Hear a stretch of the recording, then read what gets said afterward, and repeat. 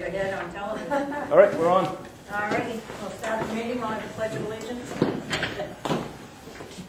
I pledge allegiance to the flag of the United States of America and to the republic for which it stands, one nation, under God, indivisible, with liberty and justice for all.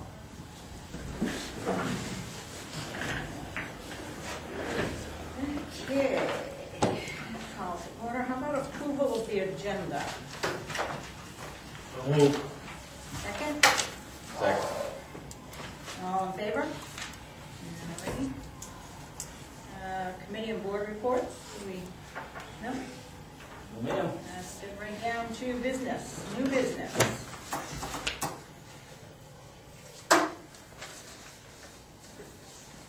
Where are we going to start with tab 1? Tab 9. Tab, Should have a copy of agenda. And I actually, yes, in the front of your book, Velma, I put a revised agenda that has the tab numbers on them. okay. Yeah, my one says recreation. Oh, recreation, tab 9. Yes, Yeah. Okay. All right. And Jennifer is here to present the budget and answer any questions. Wait a minute. It says tab 9 is recreation? Yes, it is. Oh, before the tab. Okay. Ready? I know. Oh, he's got it backwards. Yeah, Tab 8. yeah, Class of 92. yeah.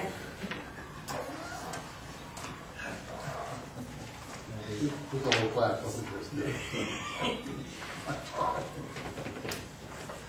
Not confirm or deny that. So comments are cold, increase in order Pepsi. They're all good ones. Any questions for Jen? Or would you like to introduce your budget, Jen? Well, I guess I would have been to review it once with them already. I don't want to. Just quickly, so you can go ahead and write in depth and explain anything that you feel is pertinent. Okay. The increases to the general budget are mostly for staffing related to program growth, particularly in the before and after school program, vacation week trips, half-day trips. Those we generally have a waiting list for our half-day trips. So staffing increases are related to those programs mostly.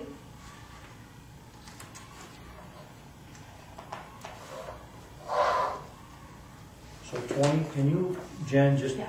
you got an increase of 21,601, what I see here, right? Last year it was 184,001, this year is 2,562. Yes. So can you go each item, what makes that 21,000? Sure. There's also a $21,000 increase in revenue projected for this year. Yep. Sure, I can go through. Well, over here, this is one sheet. Well, okay, that one, okay, we're fine. Separate sheet. Haven't gotten any yet, then. I don't have a question at all.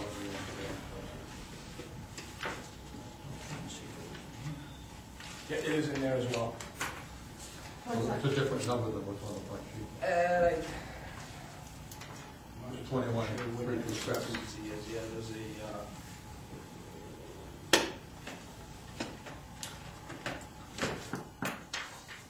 there's a slight discrepancy there.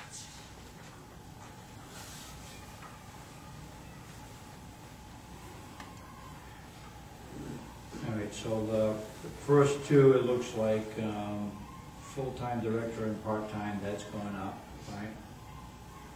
Full-time director has gone up for 3%. Part-time has gone up by $5,000. I had $30,000 budgeted for the before and after school program, school year, vacation weeks, after trips, sport programs, stipends for instructors. And general health, I had $30,000 in the budget for the year that we're currently working on, and I upped that to 35, again, to address program growth and the need for additional staff.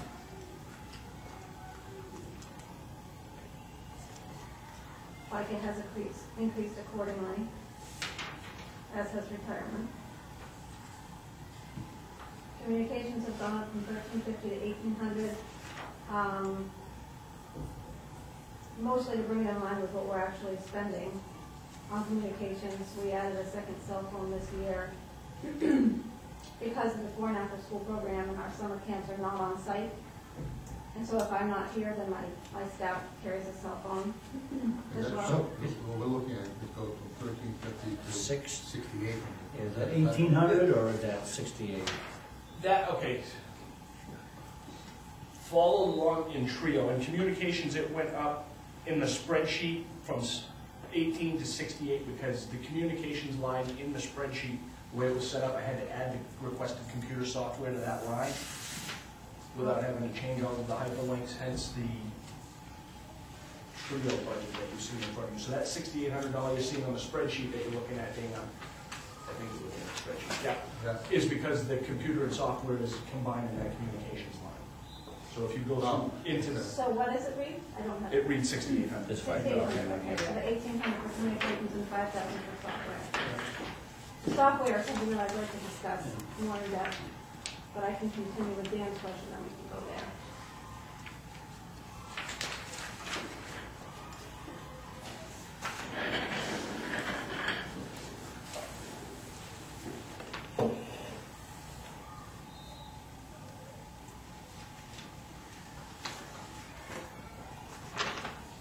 So, just so you don't have to go down each line, because I see a bunch of them here, so, really, the other services, field trips, shirts, etc. Is that because you might have said it already, but you're adding more field trips? Well, there's more kids, so it costs more for admissions, Yeah. yes.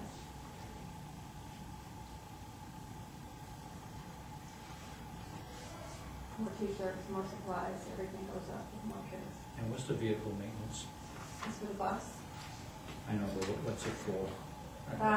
We had Schedule 1,000. maintenance, or? Yes, there's 1,000 in there for, well, just anything that might come up. You know, we adjusted some headlights this year, and Robert can speak to exactly what we've done on the bus this year, but there's also 2,000. This year, we have $1,000. Next year, we're proposing 3,000 because it needs rear tires. $3,000 would make it all bus pretty cheap. You're gonna spend over 1,000 just in tires.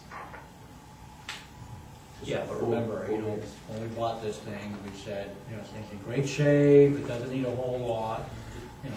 Well, It doesn't. but Yeah, it doesn't. but tires, yeah, understandable. Yeah. Because that's why it got bumped down to $1,000. You had more than that initially last year, and then, I'm not sure if it happened at a town meeting or if it was, but it got knocked down because of that comment that, you know, the bus is in good shape, so. Yeah, I think it happened at this level. Yep. And that's worked. What's going on with liability insurance? The year to date, $2,500, the I budget don't know. is $1,600. That may be.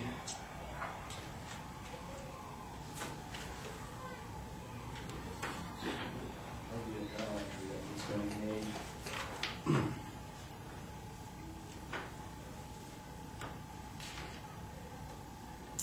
Research that line. I don't think those are mine unless there's been something put in that I don't know about, because when we paid for those insurances at the beginning of the budget year, they were right around 1,600. Because your budget is $1,600 still. Yeah. Yes, we have Yeah, that. so I don't think that's, I'll do the research on that.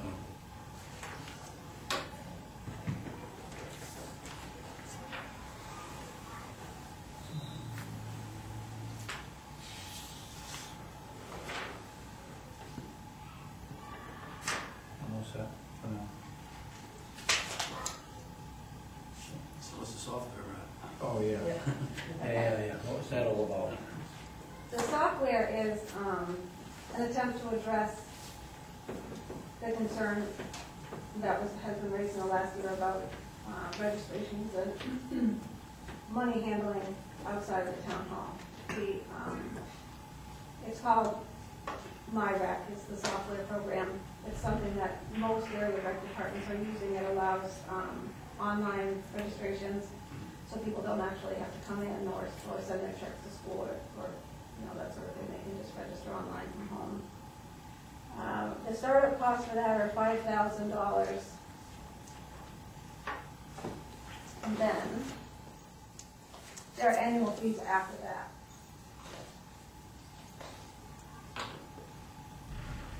So the annual fees are approximately $3,500. If we chose to go that route, the one-time fees are about $1,200. Then you have domain and security fees that are due every 3 years for your domain name and your SSL certificate and those types of things. And the value of that to you is what? The value of that to me would be, right now when we take registrations, we have a registration form that any participant has to fill out. It has their name, address, email address, all their contact information, their medical information, they have any medical problems, what their insurance information is, and then they sign the town's liability waiver, and they give that to me with a check for their, whatever they decide to sign up for, and every time they sign up, they either have to fill out one of those, or they have to fill out, I came up with a short form. Every year in September, the start of the new school year, I have them fill out a full registration form, and then after that, they fill out the short form with just their name and phone number, and it's their responsibility to tell me if any of their information has changed, which doesn't always happen. So one of the things that would be a value of this software is that they would set up their own account, and each time they signed up for something, they would be prompted to check and see if their information is accurate. So that's how the registrations come in. And then, for instance, today we took 35 kids ice skating, so the registration forms come in. And I have a big binder, like a 4 or 5 inch binder that all those registration forms, and any that come in, go into that binder. Also, a copy goes into the file for that program so that I can keep track of who signed up for each program. And then I have to make an emergency contact list. Right now I use an online Google Documents. I have everybody who's ever passed in a registration form, their information is in my Google Docs. I have a spreadsheet. So when I'm putting together an emergency contact list to go with my staff, I have to go into the Google document and copy and paste each child that's going to be going. Most of the time we have 50 kids on these half-day trips. And this happens for all of my programs, not just half-day trips, but this is just an example. So there's a lot of manpower that goes into generating that information that you have to have. We also share our rosters with the school so that they know which kids are coming with us at the end of the school day. Half day is the before and after school program, that's true for. And that takes hours and hours of time for, there's a log book that we use for our before and after school program. As the parents sign up, we check the days, we put in how much they paid, and we keep a running log of who's coming when, and then Lori puts together our rosters, and then she gives them to the school secretary, and then she gives them to each teacher. It's just a lot of time. And if we had the online software, we would click and print the rosters. We would click and print an emergency contact list. It wouldn't be a matter of compiling that information because it would be there at our fingertips. So it would be a manpower savings for sure. It also would be more convenient for the users to be able to, all of our registration deadlines fall on Thursday, just because it's easier for people to remember it's Thursday's deadline to sign up for the next day. And many times people don't have children in our programs, or if it's an adult program, they're working and they call and say, what can I do? It's Thursday and I have to register.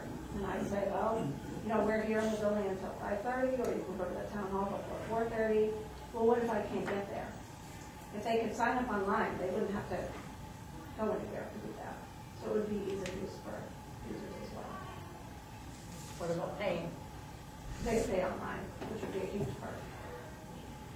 Is that what you mean? Is that what you're asking? We're set up to be able to accept those? Through that program, we have the Andrew Pay system that we accept real estate payments, doesn't have the tracking capabilities, doesn't have the scheduling capabilities to collect those payments. So right now, we don't have the ability to collect online payments for rec fees. I believe there was an option that we could look into into when we first started looking into it about being able to receive back. And I spoke to them, I spoke to Peggy, and the system that they have doesn't do the scheduling, doesn't do a lot of the information. We could set it up to collect rec fees, but it wouldn't do the other, you know. Wouldn't do the other things, and it wouldn't stop somebody from signing up after a registration deadline. Excuse me, and it wouldn't, you know, a lot of the manpower that we put in have to do with contact information and rosters and, you know, all that sort of thing. And the trio doesn't have that capability either. So with the software, is there an opportunity to reduce manpower? Because, you know, I've heard a couple of times manpower savings, so I if think somehow what- this pays for itself, Well, I it's think what it fine. would do would enable us to add more programs. We would have more time with the staff we have to increase revenue through programs and meet the needs of the community better, because we wouldn't have to put so much time into the paperwork. So if I signed up online, I would still have to send you in my check? No, you could pay online with your debit card. Through this program, not through what the town has now, but through this through program, this that would program. also be online. This is a self-contained rec software program that would allow all of the collections to go through that. With no fee to the, They would pay typically a 2% fee is what is charged, that's what we charge on real estate and personal property taxes that are paid online.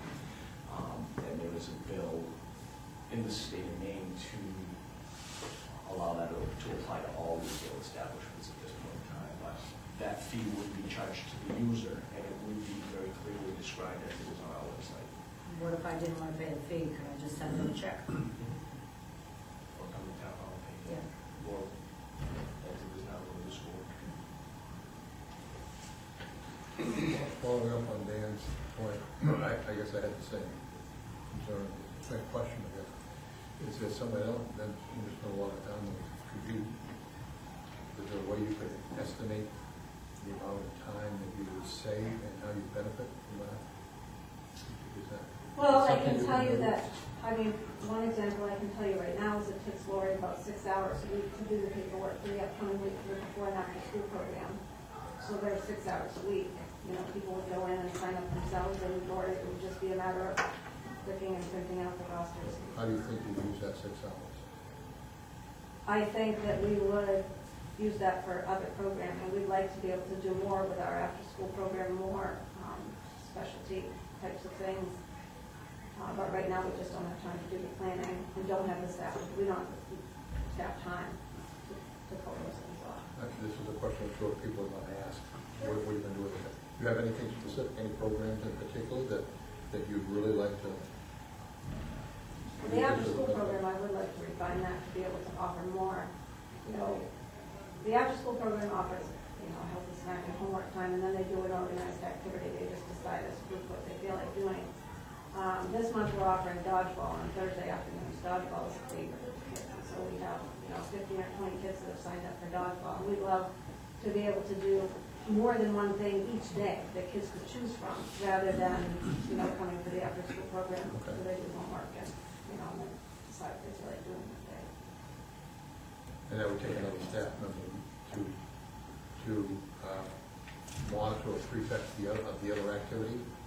Well, it's the planning time. You know, you can bring other people in to do them. You can find volunteers. You can hire, you know, River Tree Arts has been in contact with me recently because they have music programs for kids. They have guitar for kids and violin for kids and specialty arts programs for kids and those kinds of things. But it's a matter of sitting down with them and seeing what they have and how much it costs, and then, you know, then you have to advertise, and, you know, time adds up for those things, particularly if you're going to offer. We just have dodgeball. In February, the only thing we have is dodgeball. That's what we have time to do at this point. I think we'd be able to do more things with outside entities. We did theater once that was very popular through the Adam Kids Theater in Biddeford. But it just takes, you know, lots of time and organization and that kind of thing to do it well.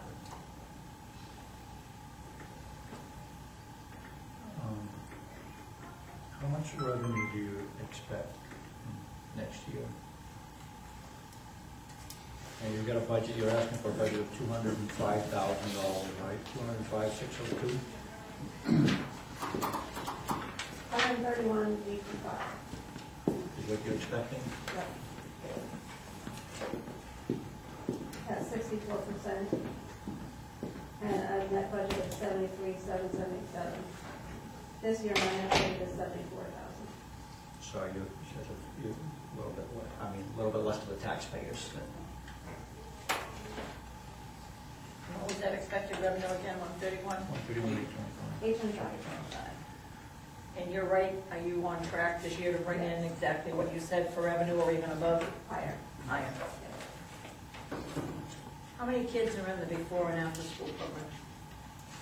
I would say all told, we probably have 50 or 60 different children that attend, but they don't all attend every day.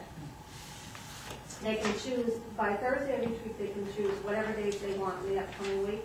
They don't have to commit to 3 days a week or 3 specific days a week like you would see more commonly in a daycare situation. As long as they are signed up and paid by Thursday of the week before, we'll staff accordingly. So, we have 25 or 30 kids in the afternoon typically, and 18 to 25 in the morning. Year to date, she's at almost 64,000, and that was as of today. Can you pick up quite a bit? Which date is what? 64,000. Right now, as of today, I tracked that through September. The before and after school program brings in $6,228 a month on average. And it's about $1,000 a month for the half-day trips. That comes in revenue, and then when summer rec comes due, that'll be due in May. That brings in $35,000 or $40,000.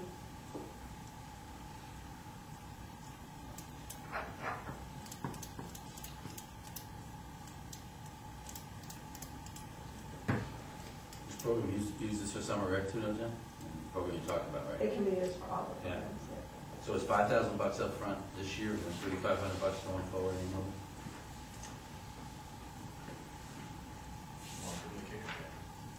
What's that? What's that?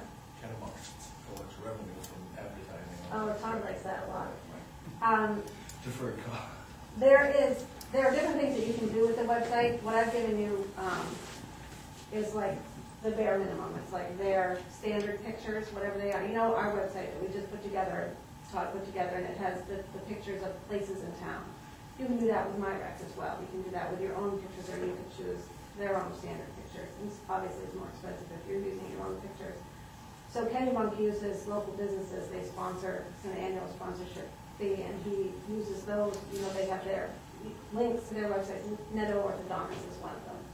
He is a great orthodontist. My kids use him, and he's very popular. I think I would definitely approach him if we chose to go that route and use business sponsors, because his advertisement comes up on every page when somebody registers for a program, and they can simply click and go right to his page. He does that, and I'm trying to think, who else did we look at that day? He stood out because I know him. Another orthodontist, it might be Tegas, and Faulkner might do it too. Nicole Harrison on there as well, and they have. Perhaps. Another local business.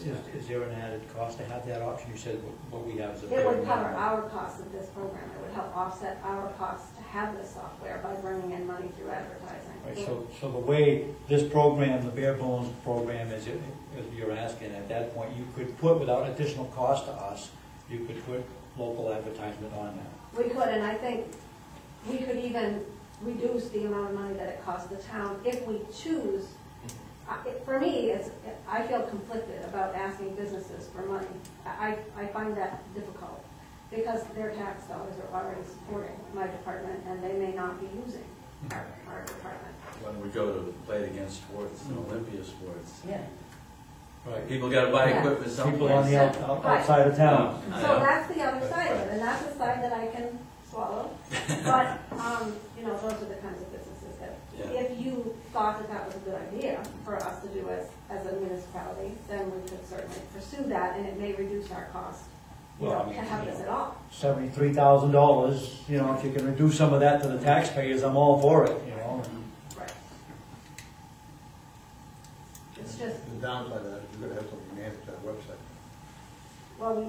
and it's gonna take, they tell me, my colleagues, and, you know, Bedford has it, Kennybunk has it, Saco has it, Old Orchard has it. Most of the rec departments in this area are using MyRec. There's lots of different options, but MyRec seems to be the most reasonably priced and the best one. If you have a specific meat hill, it's just a mom and pop kind of outfit out of Vermont, and I asked them some specific questions about the way that we do our before and after school program registrations by Thursday, and they can choose any day and that sort of thing. He was like, well, I don't know if we have anything, but I can put something together for that, and it's, you know, all in the costs. I think that the time that would be saved, Oh, and my point I was trying to make is that he tells me it's gonna take us quite a while to get used to it. But once we do, it'll simplify things. the time that would, let's say, in paperwork now, Would be spent on that until we get it figured out. Yes. How long is my rec been around? Oh. Well, I might have it in here. But all of the surrounding towns to us use it? I would say 10 or 15 years easily. He's gotten, their company has gotten very popular over the last 5 or 10 years. I've been hearing about it. This is a flyer that doesn't say when they were established. I can find out. They're definitely reputable. Yeah. Definitely reputable. Go to their website. Yeah, well, I've done a lot. You know, It's definitely not, something that just started the business, you know. No, this is tried and true, and lots of other departments are using them. You could go to kennybunkrec.com, and they use the town name and rec, so kennybunkrec.com, biddefordrec.com, and you can see how it works. You can go in, and it says create account, and that's where you punch in all your information. So if you're interested in seeing how it works, you can go and try it. Some of the other municipal websites. There's a link to it through the town's website to the MyRec, or you can just type in biddefordrec.com and get to the place.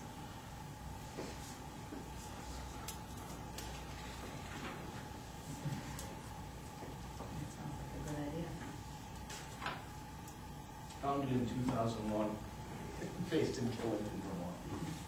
She realized that the Wi-Fi lets me in here, so. Oh, did you get a password? It is Special. Broken? He's special. Yeah, so 2001. So that's what We're on stage.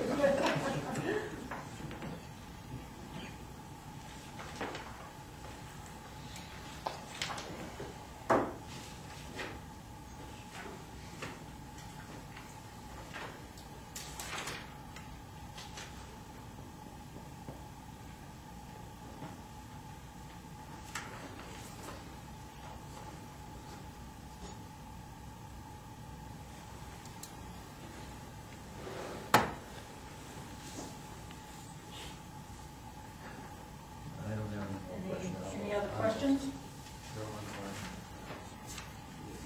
Why is that much, why is the retirement going down? That, the salary spreadsheet has those calculations. Okay, that's what it is. It's spreadsheet based. Okay. I think that was overstated for the previous Okay. purpose. So the actual between cost and revenue is 73,777. Yes. Which is less than 2013 proposed. I mean, which is more, right? Less, you're gonna be Not 75. by much, but yes. Yep. It was 74 this year, and 73,777.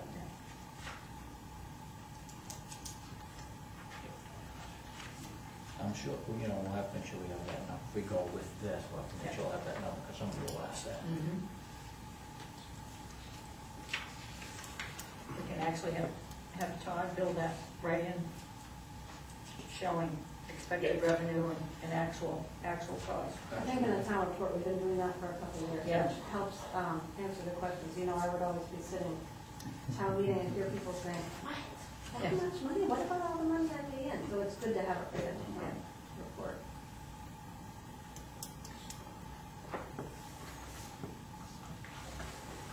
Can you just that? Thank you, Jess. Thank you. Did you have something similar?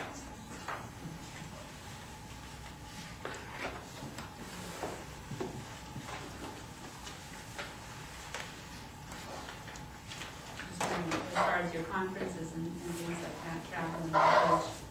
So I know we don't have a lot of them either, so. What about it? I didn't know how, is that for all of the staff members or just yourself usually? or- My own travel, yeah. Conferences, I Yeah, guess. yeah. They don't use a lot. No, not much. Usually one conference a year, I believe. Usually, sometimes, yep. And sometimes I might take my staff to a day workshop or something that's put on.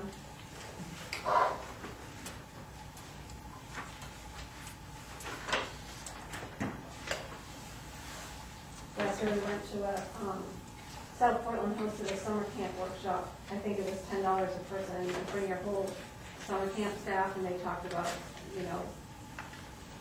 everything that a new summer camp counselor would need to know in terms of laws, and then they gave them ideas, they did activities so that they could, take those activities back to their camp, and that was really useful for the whole staff to go to. $10 a person, that's pretty good. Any more questions for Jen?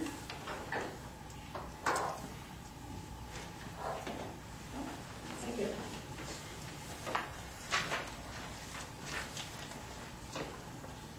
Next one really is tab 5. right? Yep. All righty, let's go to Public Works, tab 5.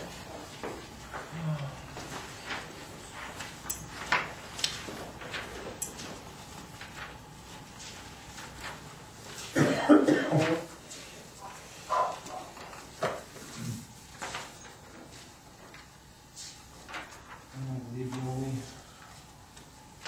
increases are salary, which is COLA related, health insurance, which went up, retirement, and FICA, which are directly related to the salary lines. And the only other change was vehicle maintenance for 25,000. Those are not like that.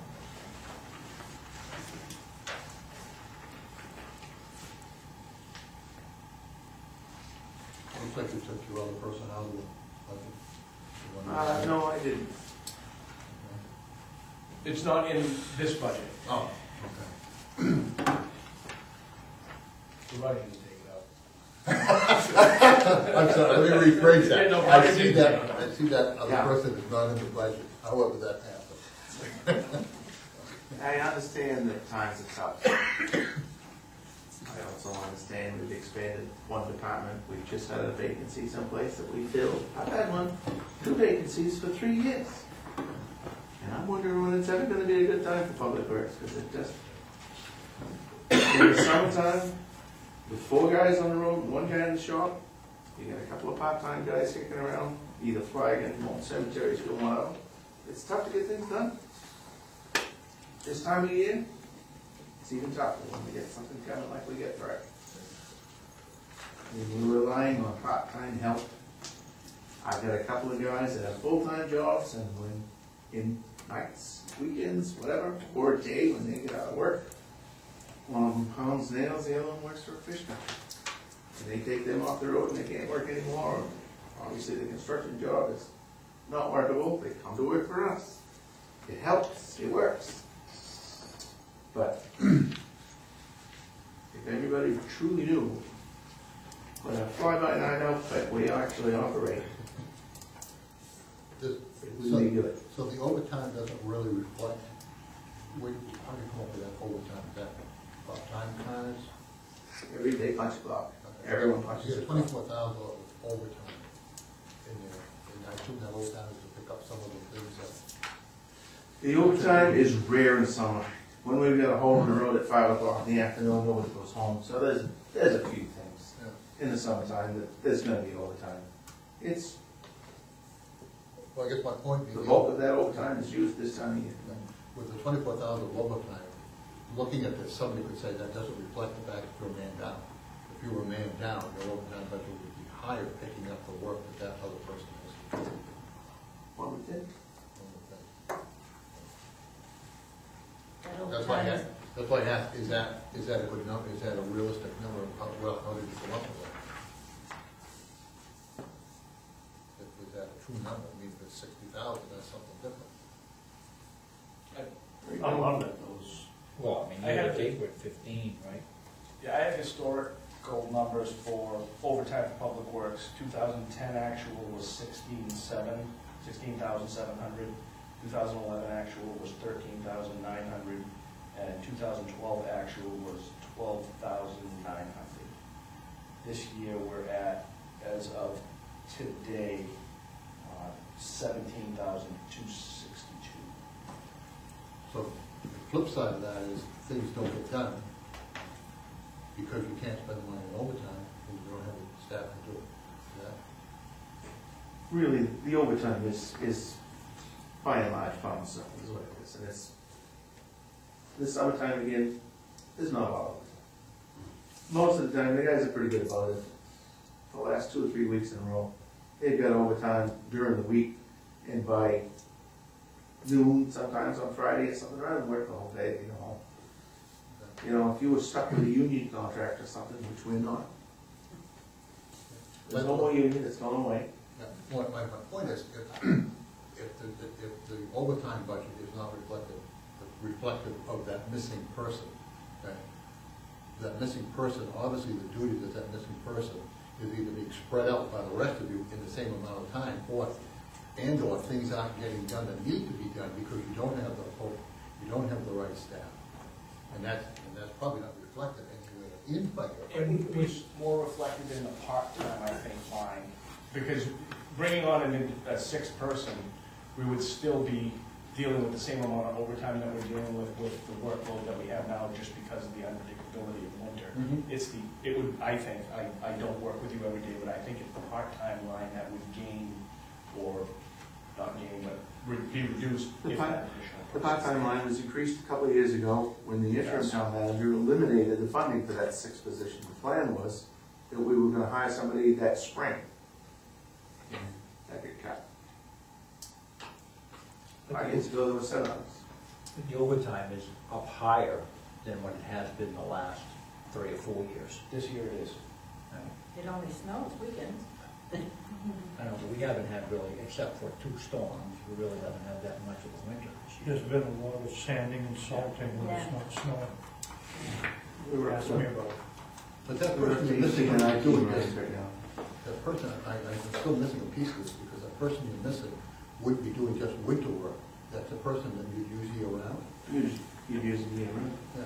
Well, see, part of that too is, we take a part-time in the summertime and put him in that track class. That track class is going most of the summer. He's almost dedicated to that track class, day in, day out. Roadside The one mowing. that mows, yeah, Roadside mows roads. Outside mowing. And then, you know, we have cemeteries that we have to mow, and, you know, 15 of them.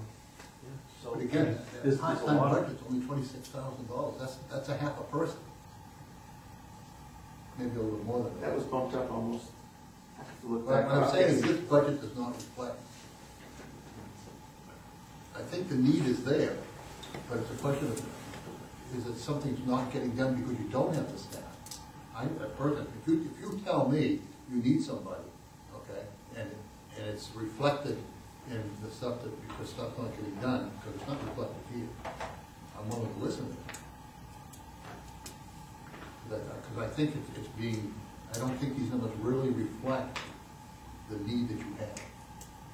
Because if you look at the part-time budget and the overtime budget, that's just one person. But that takes care of everybody else and all the other things you do throughout the year. And that's in addition to what you need. So, Yeah, they increased the part-time budget from 14,600 to 26,700 from 2011, 2012.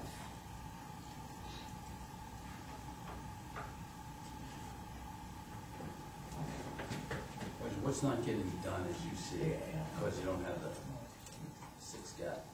What do you fall that? Or is it just the list too long?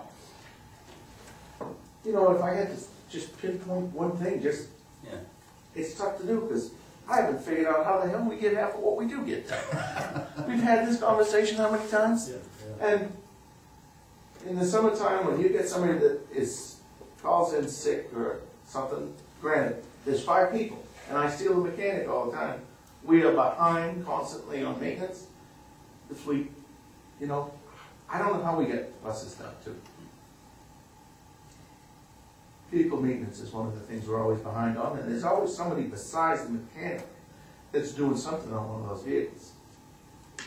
If you take a 4-man crew, and you have 2 part-timers, and those 2 part-timers in the summertime, if they're just out roadside mowing cemeteries, so that still leaves 4 guys on the road crew.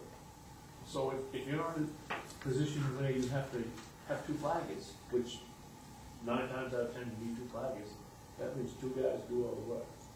You're not taking somebody that has a lot of skill that you can use doing something else out there flying. But the point is, everything is still getting done, though. I don't think it is. I think Roger's telling us it's not. I don't know, Roger's not telling us what's not getting done. I guess that's kind of what Tom is trying to get at. That's what I was trying to get at with the whole thing. Here's what's not getting done.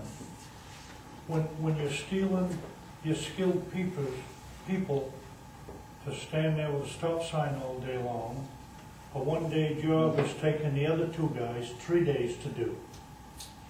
So every day you're falling 2 days behind if you're short of help. We go through the same thing. We steal our mechanic all the time. And all of a sudden we get 5 pieces of equipment in the yard that need service and it's not getting done. And it's when you don't have the extra guy, 2 guys are flagging, 2 guys are cutting brush. They do 100 feet today. With 3 to 4 guys, they would do probably 300 feet. More than double your capacity. And when you steal 1 or 2 guys, it just doesn't, the job doesn't get done. So essentially costing you more because it's taking that much longer. So you just can't go out and hire flaggers when you need them? This flagging service, yeah, you take an $18 an hour per man through the flagging companies. If I was a citizen, actually, what, if we give you another person, and they say, we'll give you the 6 man, how are we gonna see that reflected in the services of the thing? One of the things you're not gonna do is burn out the crew like you're doing right now. Those are good answers. And you'd probably have a mechanic who would be in the garage most of the time servicing the vehicles rather than being out on the road. You know, like Roger said too, you get 1 guy that calls in sick, and that throws a wrench. Oh, I mean, you get 3 guys then on the road crew. You're playing big. 2 of them, you know, if you need flaggers, screw it. This leaves 1 guy. As well as vacations. Yeah. In the summertime, there's always somebody that wants, everybody wants a week in the summertime at least, normally. Between mowing ball fields, So what cemeteries. you're saying is if we added another full-time person, it still wouldn't touch that part-time, that overtime, because that has to stay there, but how about the part-time? The only thing you could do is possibly reduce the part-time help. Wasn't last year we tried.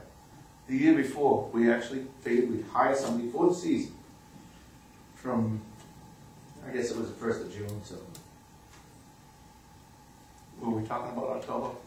Yeah. That's what we always used to do. Before, there was only 2 full-time guys. Myself and the mechanic, everybody else was seasonal. And they couldn't be the same seasonal guys used in the wintertime, because as soon as you work 16 weeks or whatever. And they're not part-time anymore. Right. How did that work, Ryan? That was a fiasco. I bet it was. Because every spring we'd go start work on some back road someplace, so I could figure out just what the hell I am. You get everybody trained and then you get rid of them and now you're bringing somebody else, you're constantly training. Exactly. What's the additional cost? $52,000. So we had 52 to the 245. What if we take one of the part-timers off? If you take off, what's that, 26? Would you take that part-timers back to 14.6, the way it was in 2011?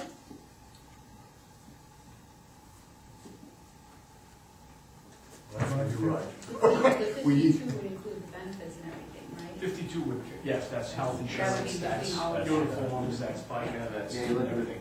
Or do you Basic still payroll's need, like 33 grand, that's pretty cool. or do you still need the 26 that's in Oh, I think there? you could reduce that. You could probably reduce it easily. You know, put all like around numbers, down to 20. Yeah, I mean, I understand Phil's comment on it, but things are getting done, and he's not, you know, the overtime budget hasn't gone way over. You know, they said they're working the guys really hard. Well, the guys are working 40 hours a week, right? I mean, that's what we pay them to do, work 40 hours a week. If they're working 40 hours a week, and they're not putting in more than 40 hours a week, in the summertime, then things are getting done.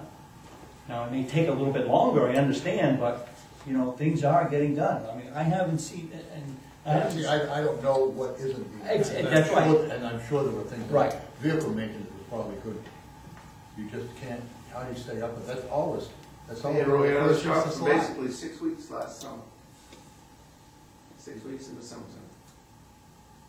When we did Prairie Road the year before, I had another shop, we did Brimstone Road. I even stooped so low, I had somebody else drop Hey. it on me. Stoop low. But see, those are the things that aren't visible to the And I general had public. one part-time guy that actually saved my bacon because when her program started back up, obviously, she wasn't available.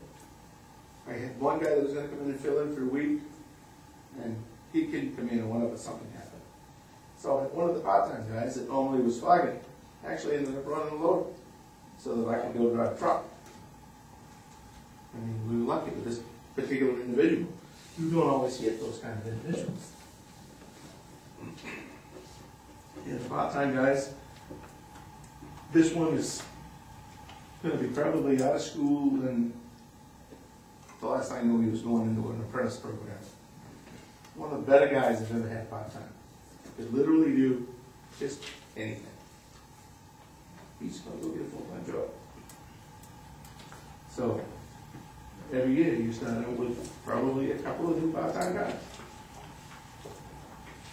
Should this new position come to pass, would this part-time guy be one of your candidates?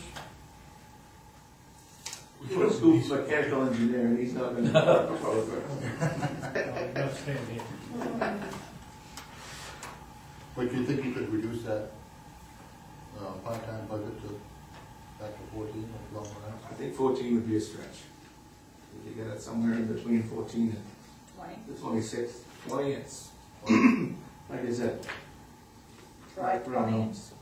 Now, this is direct, in this line, this is direct, this is bird salary, this is direct salary. That's direct salary, yes. Okay, and it's, you said $16 an hour for a full-time person would be what? Yeah, it's, that position pays $16.60 an hour to start, so that'd be $34,528 a year.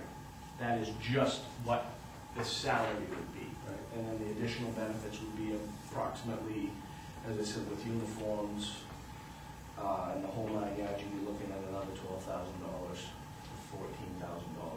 Insurances are $11,000 a year right now. And then FICA would be another $3,000, possibility of retirement would be another $3,000. So we're looking at about $52,000 the total burden for the taxpayer for that position. Now, did you drop part-time down to 20? Not yet. Okay. So it would be Drop part-time to 20. 46. Again, you know, when this goes to the voters, we gotta have a clear reason why we're at it. I'm not saying I'm against it, Roger. You're not adding. You know, we're adding. Everybody said that last year, extra man, extra man. This is back to where we were 3 years ago. I understand So I that. just didn't want you to use the wrong terminology. We're There's nothing extra We're about going it. back to 50, you know, to the taxpayers, we're adding $52,000 I'm to a them. taxpayer too. So I understand that, but you're the one that has the need. The folks out in the audience are the ones that are gonna sit there and question it, so we're gonna have to have a clear, concise reason This is why gotta we go wanna through do you this. people, What's it's the gotta benefit go of through the budget board, and it's gotta go to town meeting, I understand that. You know, I'm in support of it, I'm just, you know, from a taxpayer's perspective, people are gonna question it. Yeah. And if we sit there and say, well, things aren't getting done and we don't have answers for them, they're gonna shoot it down. And as far as things getting done, we are our own own worst enemy sometimes, because somehow or other, like you said, fill-in drivers, You get it done. get another plug in, she actually can drive, Yeah. so it wasn't that bad.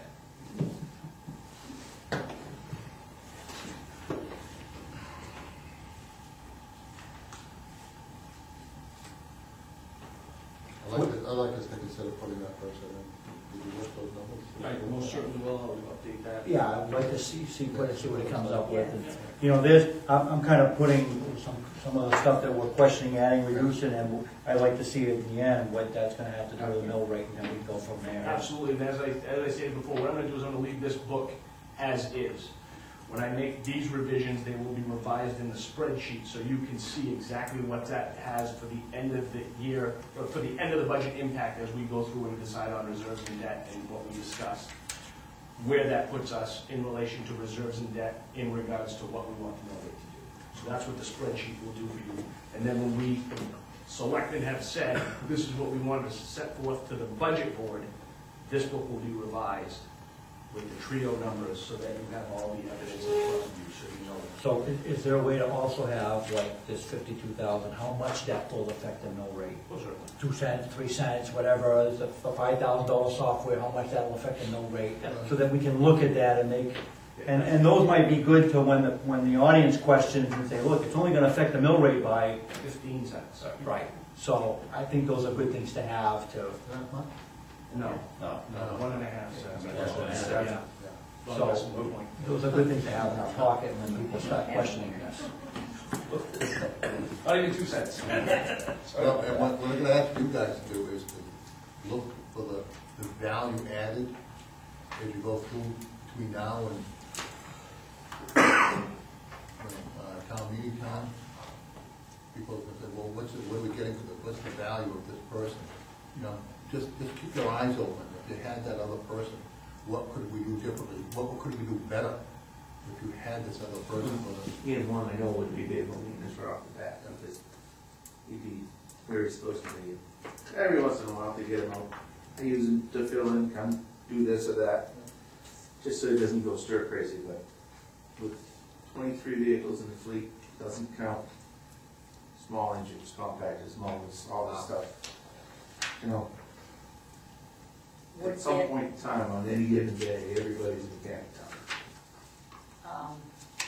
Would it actually save money in the maintenance budget because vehicles would be maintained in proper order rather than waiting until they absolutely needed it before it was done? We try to stay on that edge of that now. It's, overall, things don't move unless they're right. It's not like, well, this needs this, but we can wait a little while longer. Then something else breaks because of it. Yeah, I mean, that's not really the case. So I don't think you can save any great amount there. But as well as all your guys obviously cross-trained to a large degree to be able to do a variety of different things. There are some things that they are not particularly good at, that's not at the top of their game, but you're asking them to do it. Day. And you're asking them to do that, and that's not efficient, that's not in the best interest either. No, because at other times, when somebody is doing something like that, then somebody else has got to go double check it to make sure it's. There's a lot of part-timers that way too, that just don't care. You know, they're out there, they only want a paycheck. So, You're gonna get, I don't know. Do you? well, if you have a full-time man, you know, I don't know, maybe it's me, but. No, it's not. Some people just don't buy into it. Do you have to hire a new part-timer and train them on that roadside mower every year? Some years we've used full-time guys, depending on what projects we have. I had a part-time guy a few years ago that cost us $2,000 Yeah. on that particular rate. I'd like to keep a full-time guy on it. This was somebody that's been around a long time, been around equipment, and we couldn't tell him a damn thing. And we paid for it the fall and spring. Screw and I broke the machine in two and put a PTO clutch in it, $2,000. So Parts. basically, though, you would be hiring somebody new part-time to either flag, Like in mowing cemeteries, mowing all mowing things. cemeteries, mowing the ball field, what do you try to hire in the summertime, 2 part-timers? Really just- And put somebody who knows what they're doing on that roadside mower. Where if you had another full-timer, he could be using the roadside mower all the time, he wouldn't have to worry about it. That's a fairly expensive piece of machinery, nothing is cheap anymore. The tractor itself is 80 grand. The replacement cost is over 100. The mower setup, that's one of those things that you absolutely really ought to have somebody that buys into what you're doing, takes care of the vehicle. It's a little pride as well. So on the first line item, Roger, there's 2013 budget was 236,038, and in 14 we're 245,628. What's that difference? Is that just a normal percentage increase? Or Yes, yeah, that's salary 20%, increase? yes. That's how many people? 5, yes. It's 9,500.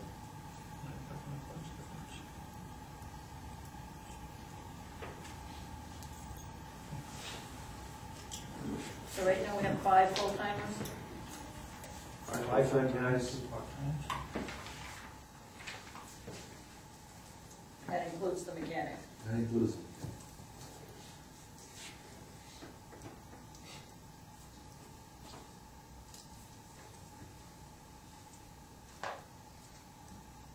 Snowstorms, the 3 part-time guys that come in. One of them is on vacation in South Carolina right now, so we may have somebody else filling in Yeah. this weekend. Yeah, that guy's neighbor, I hear he's a hell of a nice guy. Yeah. And Jen drive us one She was pointing at you. He was pointing at me. What? I had yet to get my call this year, so I'm sure. But Jen could plow. I'm sure. Roger, what's the plan for you've got an increase of 5,000 for the vehicles, what differently are you doing there? The problem is right now that the last balance sheet I had, we were looking at 4,400 remaining in that budget.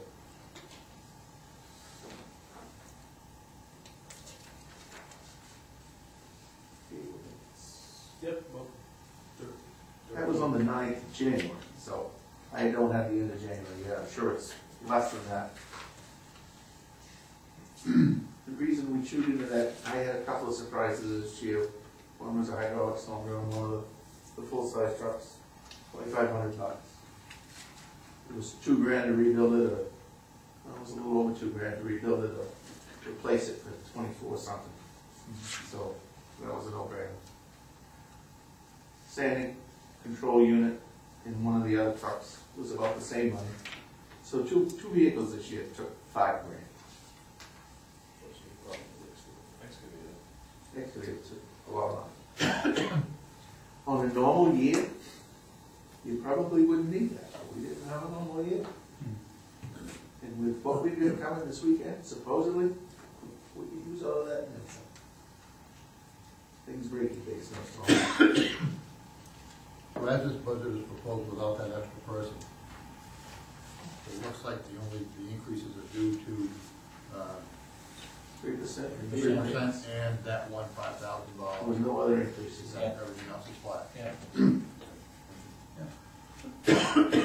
Health insurance, but you're getting that's no control. Health piper, you get no control over that.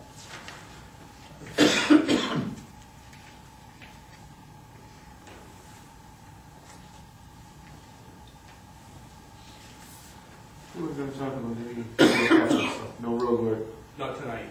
no. We'll hit that when we get to the final of the expenses and what the selectmen have agreed on for expenses, and then we'll go through and attack We roads. wouldn't ask them to do stuff this year other than reloading one truck again.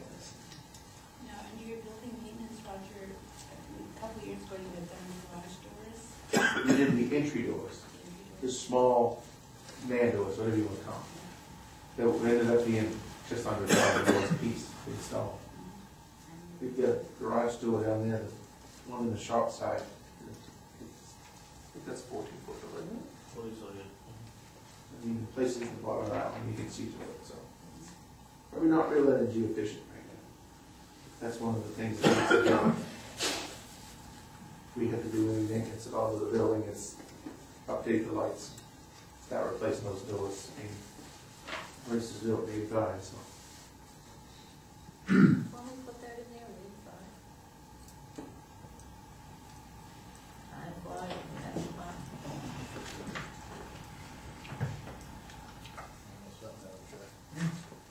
Yeah. All right, any more questions for Roger? Terry? Thank you. All righty.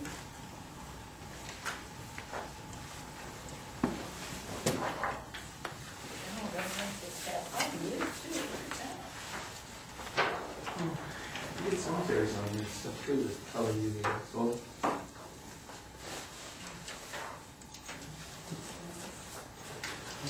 Please get the cemeteries if you'd like. Sign here, tab 4. Tab 4 is cemeteries.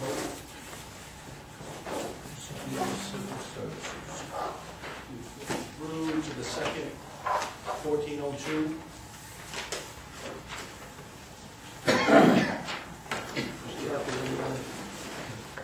What the numbers were for the salary increases that came about, and the actual hours that the warrant article says it came to $4,900 for part-time salaries for the cemetery, and then a $500 operating supplies. You have a copy of it? So this is a different person than the two part-timers that, No, it's the same person, but we account for the cemetery separately.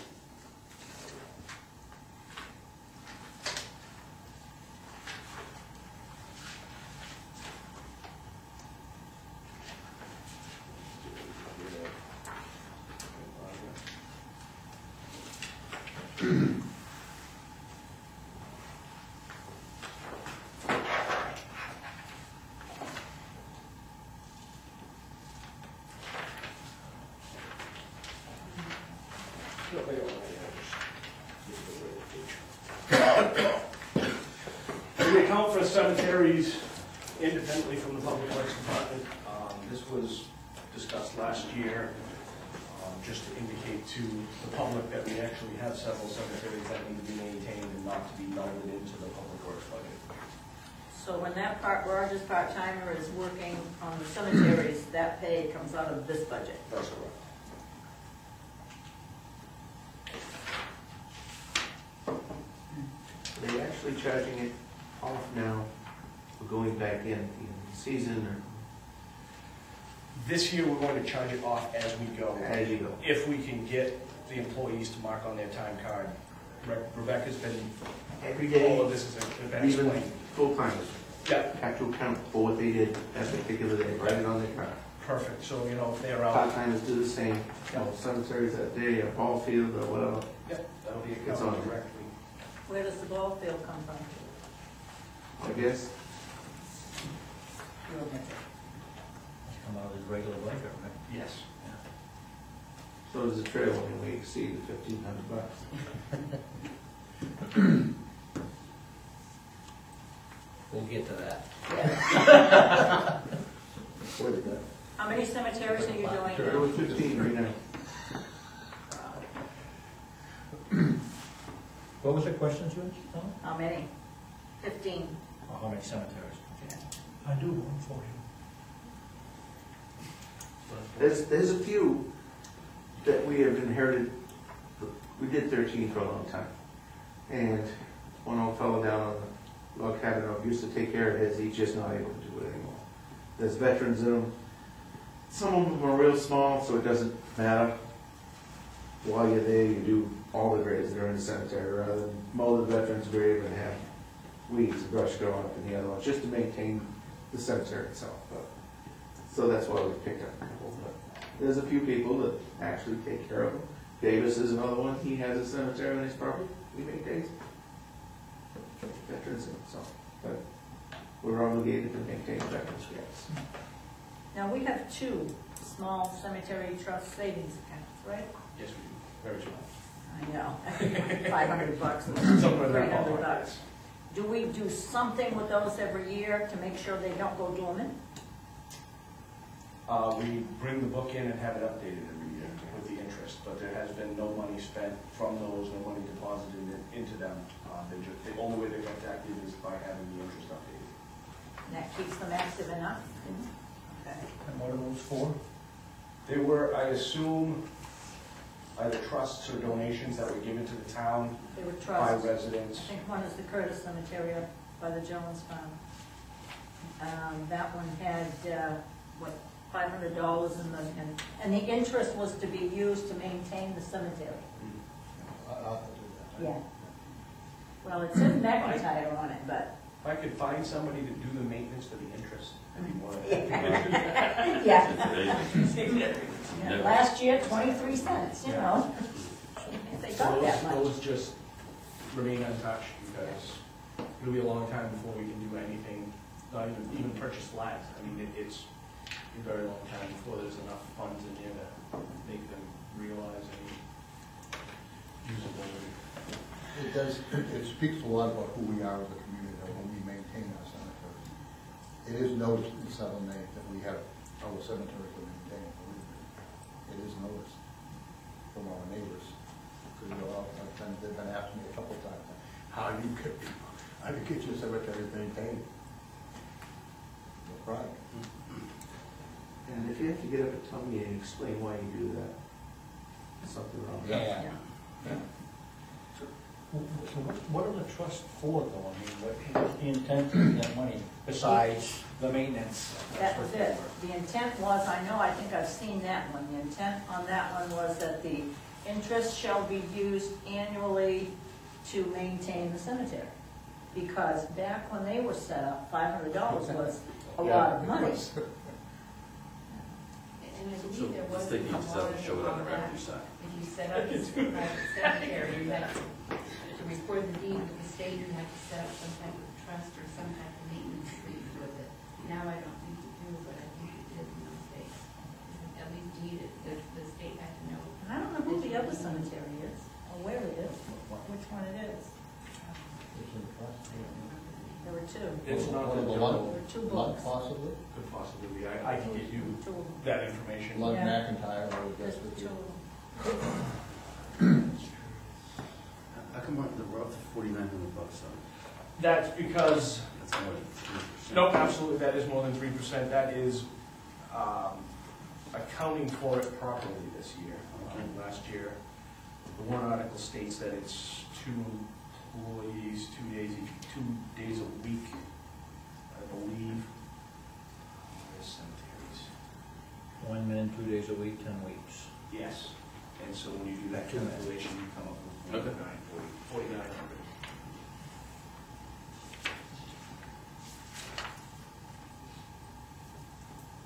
I'd like to meet the person who decided it was a good idea to have a headstone standing up. Cemeteries would be a lot easier to care for with flat stones in the ground. How many cemeteries do we have with broken stone? Several. Yeah. When Henry was real active, every year he would have several, we'd make brackets for or whatever, and piece back together and stuff. Those sandstones are impossible Yeah. to make Yeah. good. Yeah, it's- I've tried it a bunch of times. We don't get a lot, do we get a lot of vandalism in our cemeteries? I don't know that we've ever had it. I can't understand why people do that, but it does They happen. do. Yeah, I know. On Curtis Road, Curtis Cemetery, the Taylor Cemetery, well, there's 6 of those that are broken off. Put those back together out of memory. That was a long time ago. That was recent. Yeah. The only other thing that comes out of this is miscellaneous stuff that Judy might need, and she buys the flags. If Don't believe wait, Judy, is it Bella? Alaminos. Okay, so I Last don't, time she. I don't think I've ever dealt with her on the She cemetery. she has them, she keeps them in the vault, and she uses them usually for 2 years before she has to order more. Who pays, did that come out of this budget? Yeah. Or is that something? That's a supplies equipment? Historical Society as well. If you ever had to pay for the time that she's putting in that, wow. She's documented. She is done. Yeah. She's always found these headstones somewhere around town, so you single up in the woods and somebody. Yeah.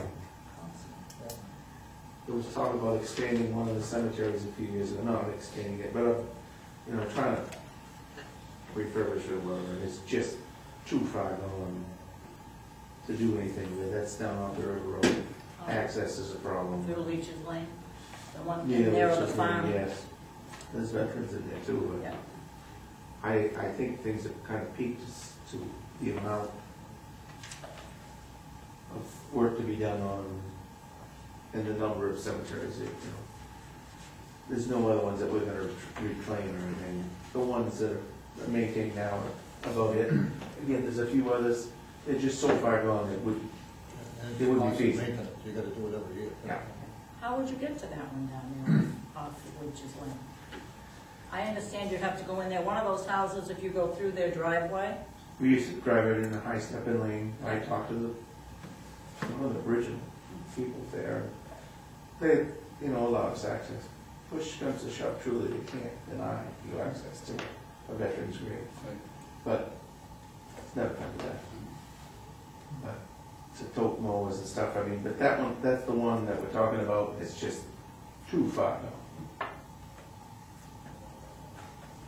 yeah, because somebody called me and asked me why the town wasn't doing something with that, and I said I'd mentioned it to you. Yeah, it's We too can't bad, get it to would have it. been caught sooner. Yeah, we can't get to it with the equipment that we need to. Yeah, that would be an issue, but Trees. again, I'm sure that you could work something out. But the, What are the trees and things in there? yeah, that there's need to be- trees, but the stones are all laid down and broken, just weather. They're falling apart. There was one of the real old ones, so the stones were a little different than, you know, some of the later ones, so they crumbled. At this point, I think, trying to go in there and do something, you do more harm than good.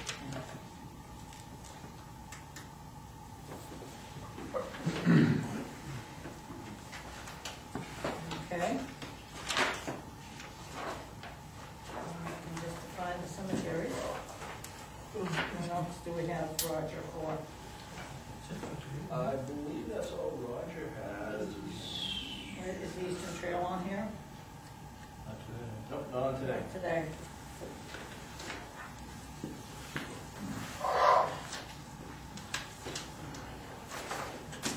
We can complain about that another time. Sure, many people will. There's plenty of rest, gentlemen. Yeah. Obviously. Epic proportions. Yeah. Don't buy into that, it's too early to tell you. I'm not one of those guys that tells you to take tomorrow on a walk because it's gonna be big, because then you get nothing. Yeah. That's how we get to it. I think there's gonna be some kind of illness coming on. Look at Jerry's like, what? I don't think so. I hear rumors that selectmen used to drive plow trucks. What's that? I said, I've heard rumors that selectmen have come out and helped you plow roads before. We may have to increase the maintenance, but Yeah.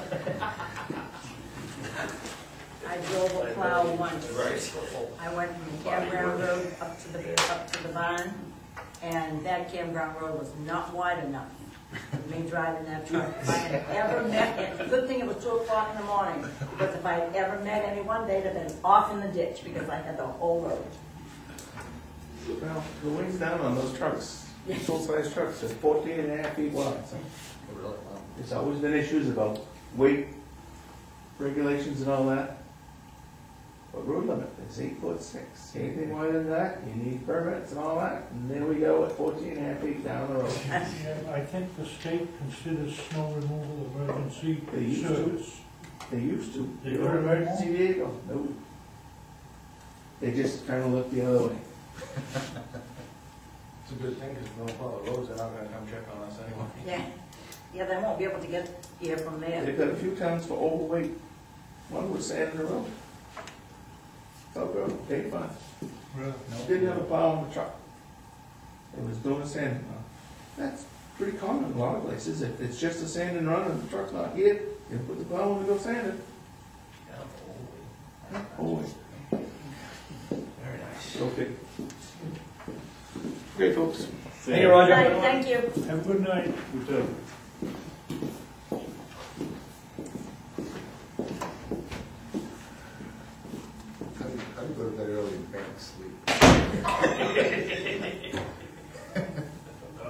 Make a couple hours, so I have it for, So I have it for the Friday. No, that doesn't work. So if you make it, I withdraw it. Yeah, right. Never mind, go to bed early, how do you sleep when you're in the snow business and you know it's Nobody. coming? Yeah. You get that one figured out, let me know. Especially when it doesn't snow, because you end up staying up all night for nothing. You almost lay there listening for the snow to fall. It's like, okay, it's so quiet out there, is the snow coming down? All right. Okay. Board of Selectmen. Not any major changes. Miscellaneous was reduced because, as I said, we've had some success in the last few arrows producing them in-house, so that saves about $600 an issue. So that will save considerably. Other than that, nothing's changed unless the board would like to vote themselves at a raise. No. No. Well, actually, I heard some noise at the last meeting, so that's Going the other way. going the other way. That was, if Yeah. we get hit with revenue sharing. Well, I think that we ought to have that I discussion, think so so, if it too. happens, we're prepared to do Right. it. That would be a temporary fix, showing that the Board of Selectmen, Hey, share the pain here. yeah, exactly. Yeah. Yeah, yeah, I'm certainly in favor of something like that. I'm on board with that. Yeah. All right, well, when we get down to that final conversation, when it comes to reserves and debt, and we're trying to decide what we're gonna do and how we're gonna go, I'll definitely take that into consideration, because that would be a savings of not quite $9,389, so. And, you know, and I know that somewhere down here, when we get to it, you up the planning board. Yep. If we up the planning board, my feeling is we should decrease us to make up for that planning board. Okay. That's just my feeling, but. And I'm on board with that, but we don't fund the beach trail this year. Hey, Ted. I feel like we're in Congress here, we give this, take this. Well, at least we haven't got to the point where we sequestered. That's right. Okay, so that's the Board of Selectmen. And we will have that conversation when we come down to the nuts and bolts here.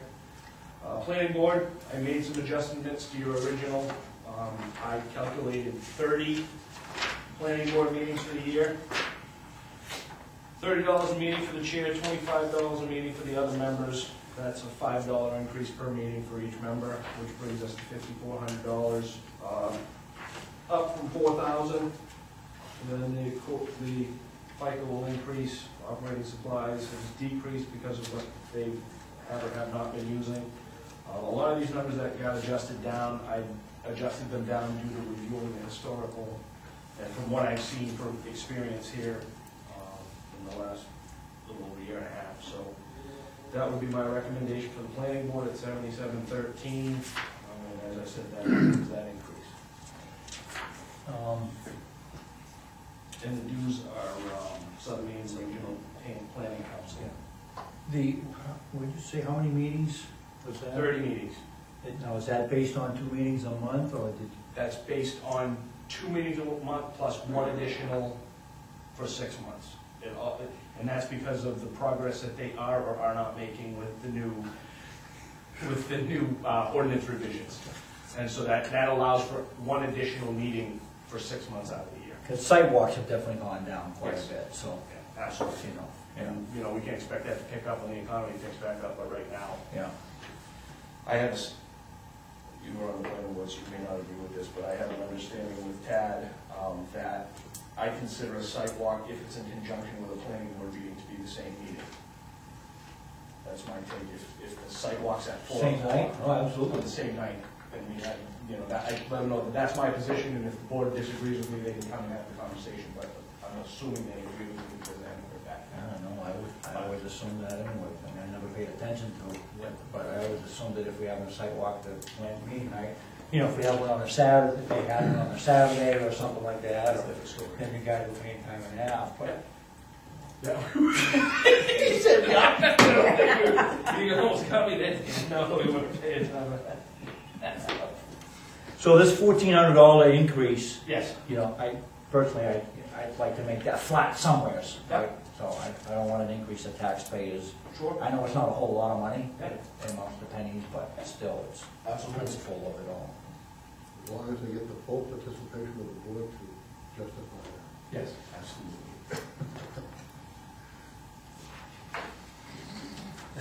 That's the planning. That wasn't allowed. Reasonable request. Board of Appeals, once again, I budgeted $200. This year, we've had 2 meetings this year, I believe. Board of Appeals historically has shown 2010 was $110, 2011 was $47, 2012 was $78. They have yet to be paid in this year's meeting, so I believe that may have been the first Board of Appeals is which one? meeting for this year. That's in tab 1. It's called Town Committees, I apologize. Just vote that one. 1103, General Government Town Committees. That's Board of Appeals. Oh, yeah.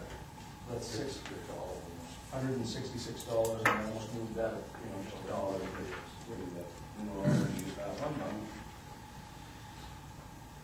And they do recoup some of those costs, obviously, through revenues, but we have to have avenues to expend the funds before we can collect them.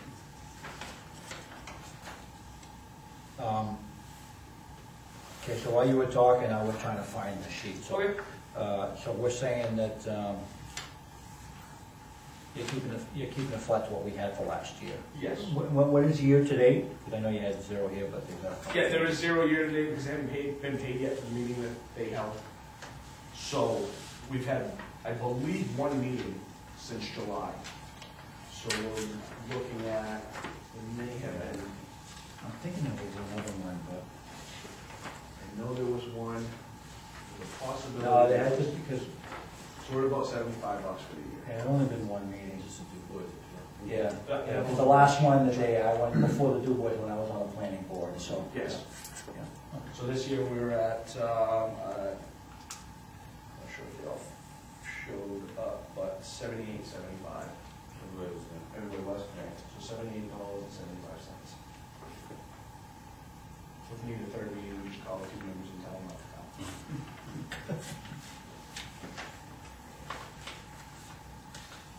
Any questions on the Board of Appeals?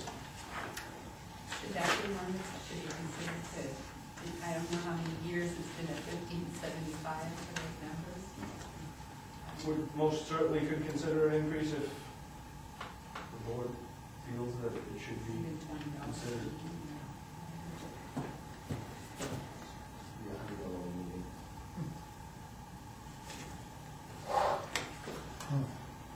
I don't know, just throwing that up where you're bringing the planning board up. Well, yeah, my reasoning behind the planning board, I think the planning board really has I think they shape the town a lot more than,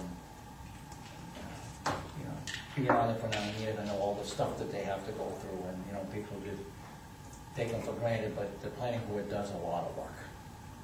I'm not saying that any other town doesn't do anything, but, I think the planning board does an awful lot of work and really helps to shape the town to what the town is today. So that's my reasoning, but. I mean, if this, I'm open to, again, bumping them up a little bit, but it's gotta be flat to the overall budget. I think there might be a little political suicide for a bunch of boards up in one year. I think it was planning board this year, maybe next year we look at. Something else. Yeah. Maybe all over a period of time. And that is the budget board then. No, I kind of agree with Simone. I think politically, I don't understand the planning board is a lot more work, but we still got to entice people. We're paying them nothing, and they have to review a lot of material that's given to them before the meeting. So we're only paying them for the meeting time, and they don't get compensated for the time they got to take to review all the submissions. Particularly the Board of Appeals level. It's most participants have attorneys at that point in time, and they're getting inundated with materials, case sites, which is it's really tough on them. I think a citizen board make those decisions. But, you know, 25 cents a meeting, I mean, just a show of, you know, How much do we pay them now? $15.75. I mean, $15.75 a meeting? He barely pays it, yeah. if we bumped them to 20, Yeah. I could still keep it within this same budget if they have 2 meetings. It's a token, but it's just, you Yeah. know, it's just something that, you know, Yeah, thanks for volunteering, you know. yeah. I'm not opposed to that. Right. I'll work that into the budget when we get to the final numbers and vote on it. We'll make that official as part of the motions that we make to increase those prices for the board. General government professional services, electrical inspectors, $500 stipend. Animal control officer Deb is wonderful, I think, with what she does for us, Teddy as well. We haven't gone over on either of those budgets. Let's see, 2012 actual was 5,200, 2011 actual was 5,300 for animal control. I feel we're fairly safe in that aspect. Audit I've reduced because the contractual obligation for the audit this year is $69.75. There's some additional funds in there. Every time we have an audit-related question and we have to send it to the auditors that are outside of the audit, we get charged by the hour for those questions, so that allows us some follow-up. Legal, I'm going to hold my opinion at $20,000. It's difficult to predict what is going to happen from year to year legal, and I think it's easier not to use it and put it back into the general fund than it is to have to go to a special town meeting to ask for funds.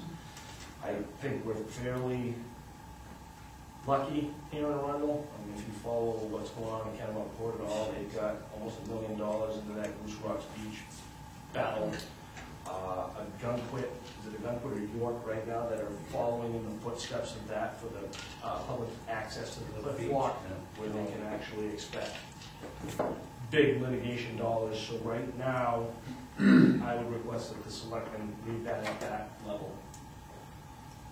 Engineering is used on occasion. It's a nice to have there in the event that we do need engineering services for the town. So that's a minimum, that's $1,000, that's about a half day's work for the engineers, so. Was that how we covered the surveying that was done for the? The surveying was covered through that, and I believe contingency, yes. I have reduced elections, someone's gonna argue otherwise, if she would like, because she's sitting here.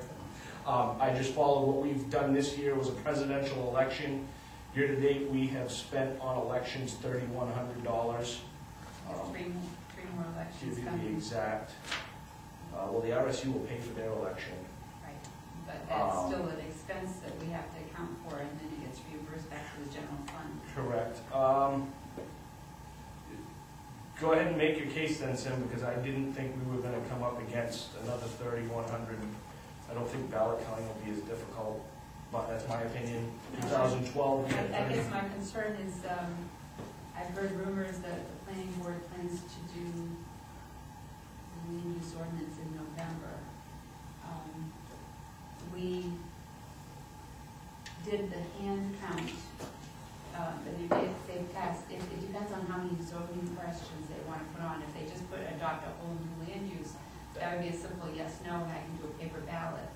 But if they're gonna put 5, 6 different ordinances on there to change different portions of it, then it would be a machine ballot, and then that, there's more expenses. The state, we just found out, is going to be leasing, we had put money aside to buy some mowing machines, and apparently rather than get into any purchases, the state is contracting to lease machines from the company, so that we're gonna get a leased machine, because technology is changing so quickly, they don't want to commit to a purchase. I didn't bring the letter, but it costs a certain amount to have your machine programmed for local elections and the printing of ballots and per question.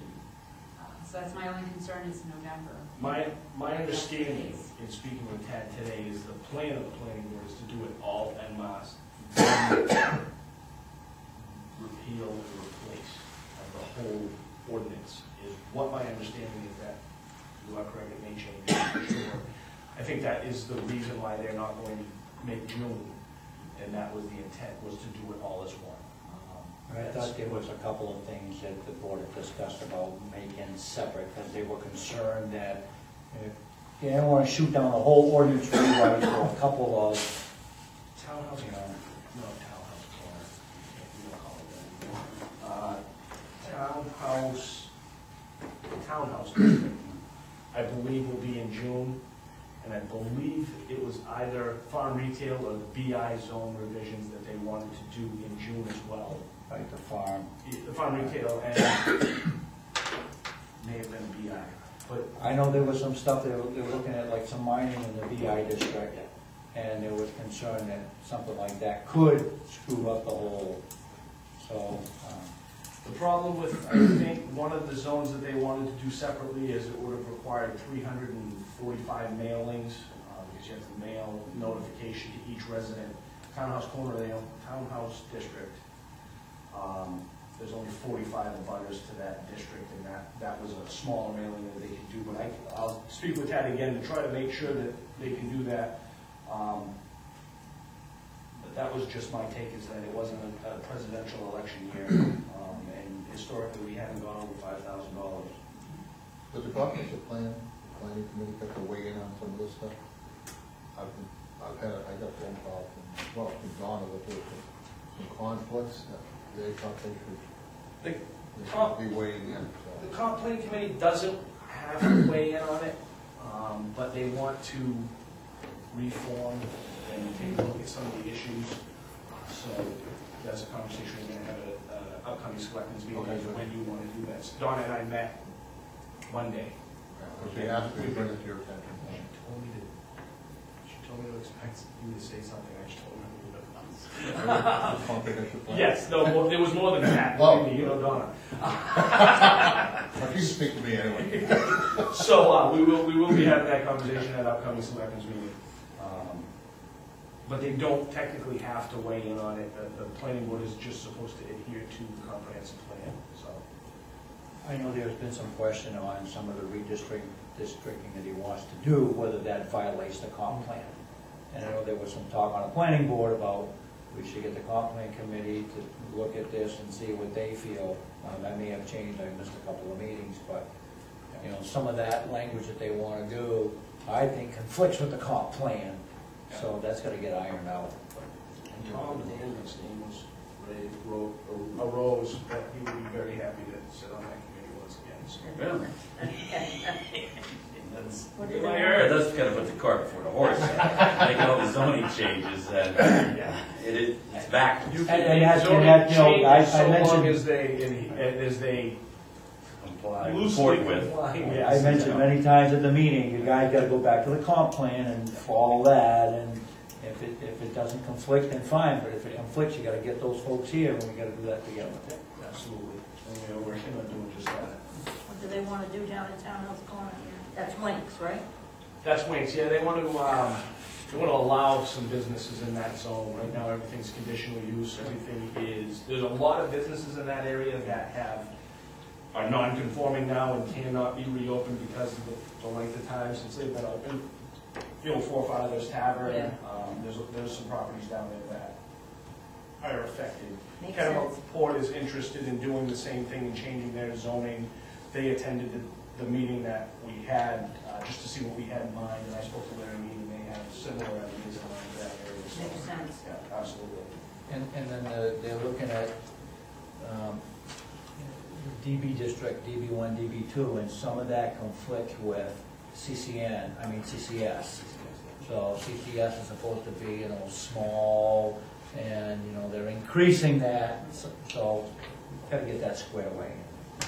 I mean, that's just my opinion, but we need to make sure that that gets clear and we don't run into that issue when it comes time to town hall, town meetings. Absolutely. No, I'm okay with the 5,000. You sure? I mean, I don't want. I mean, a lot of the You times. got two bells, so come live. I don't know that she's even been taking, when I order special colored ballots, has she even been taking out of that line, or has it been coming out of office supplies? I So, was you know. trying to make her make sure that that was coming out of that, and Rebecca and I will have that conversation when it comes to election time again. If you're not comfortable, I'm more than happy to, No, I'm. but it was after my conversation with Tad and the fact that, like I said, I don't know what the state will do, I don't know if there'll be referendum questions, I don't know. I believe there probably will. There'll probably be something, so if I you're don't think not. they've had a November where they I don't haven't think had so. one in how many years. When we vote on it, they don't spend it. That's right. And again, I would encourage you as a board to let the RSU know that they could combine with the June election and say a whole election in May, if they did that. But All right, town hall administration. No, not administration, this is just town hall in and of itself. This decrease.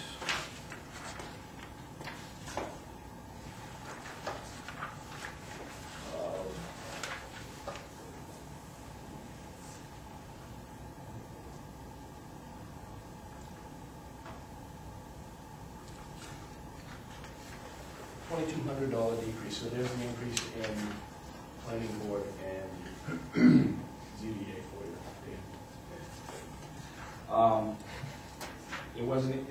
There was an increase in, I put in an increase in heating oil, because we get up against the top end of that every year, and the volatility of the market, we never know what's gonna happen.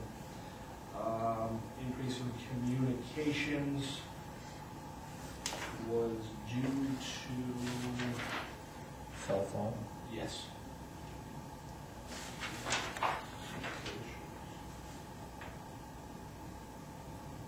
Telephones and my cell phone.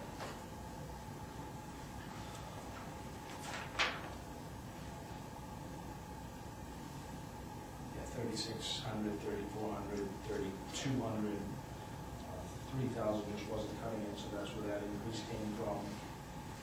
Heating oil increase, as I stated, advertising stayed the same, town report stayed the same, other services, which is registry of deeds, discharges, liens, stayed the same.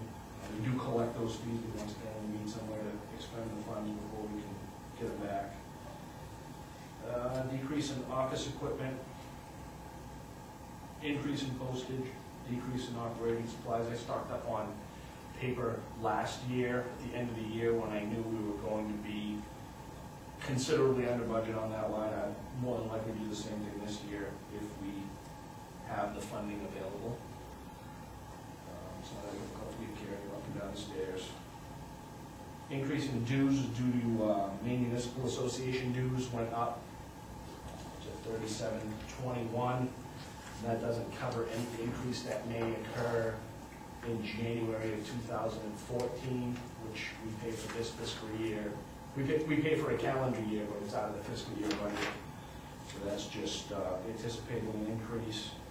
Computers and softwares for Trio, AvNet, Vision, all of the computer programs we have, our offsite backup, any system maintenance and repair that we need. This current year, we had quite a few issues with our desk computers. There was one that was replaced, then we had a problem with our router. So there were some recurring issues that came out of that. That's why we expended so much out of that line this year. Dues. Right? And then building maintenance, we're only at $2,400 this year, asking for $8,000. Roger says eventually if we don't move out of that building, we'll need to re-nail and seal the roof, the metal roof on that. As an update to that, I'm meeting with Sebago Technics on February 12th for an initial meeting with them. I'll come to the Selectmen, we'll try to repopulate a building committee to start moving forward in that regards. For town hall, I'm sorry, yes. Yes, for the space needs analysis and some different options that we might have. So that gives us an overall decrease in the town hall budget. Town hall budget. Questions on that? Can you meet with Jeff Cole about public liability insurance for public officials? I am going to meet with Jeff Cole about all of our insurance. That's an outrageous figure, given our exposure. Yeah, absolutely. I can, well, yes. I will speak with Jeff. Which one's that, Tom? The Public officials. Now, they are E and O coverage, I Yeah. mean. That's on the board of selectmen. Right. I mean, Yeah, I can't even imagine bringing a claim, I mean, it- you know, against us as members of the board, I mean, we've got immunity, essentially. Isn't our limit of liability 200,000? 10,000. 10,000?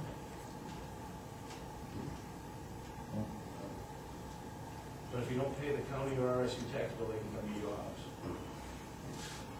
That's a little interesting tidbit that I want. No, Jeff and I do have a meeting coming up to discuss all of the town's insurances, so. And even looking at deductibles, or something like that, against self-funded deductibles, you know, that's, ooh, that's, It is quite a chunk of change. Yeah, it's 10 grand almost, right? yeah. Yeah. 92. And that's the town hall? So, for the equipment, Yes. you know, from 12 to 13, we went up, you know, $3,500 or somewhere around that, and now we're back down another $3,000. Well, what did we do that bumped it up last year? It's comfort level on my part. Last year I came in and there were a lot of systems in there that I wasn't really comfortable with, and have that amount of money in there in the event that something should fail is comforting, but I realize I don't need that comfort. Yeah, we've only spent $1,065 year to date, right? Yeah, exactly. So, this year for equipment, that maintenance and repair, that covers cleaning town hall, that covers a lot of different services that we have. And I'm going to work on an RFP for a copier. We're beginning to have a lot of problems with our copier, for a copier lease, and that will come out of that budget line as well. The licensing fees for Trio come out of there as well, right, conditions? Yeah, it's another item. That's computer and Computer software. all of us. Computer software.